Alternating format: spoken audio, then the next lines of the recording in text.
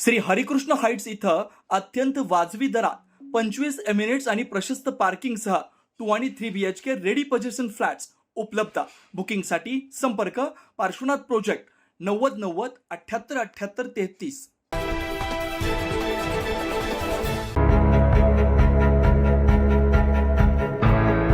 नाशिकच्या मालेगाव तालुक्यातील टोकडे गावातील भगतसिंग नावाने प्रसिद्ध असलेला भगवान फरस या दुग्ध व्यावसायिकानं प्रजासत्ताक दिनानिमित्त बाईकला तिरंगी झेंडा बांधून चालत्या बाईकवर विविध प्रकारचे चित्तथरारक स्टंट करत तिरंगा ध्वजाला अनोख्या पद्धतीने मानवंदना दिली। त्याच्या स्टंटचे व्हिडिओ समाज माध्यमांवर चांगलेच व्हायरल होत आहेत। दररोज 20 किलोमीटर बाईकवरून दूध वाहतूक करताना थंडीत हात सोडून बाईक चालवता भगतसिंगाने चित्रपटात स्टंटमॅन होण्याची पॅशन पूर्ण करण्यासाठी बाईकवरील स्टंट करायला सुरुवात केली।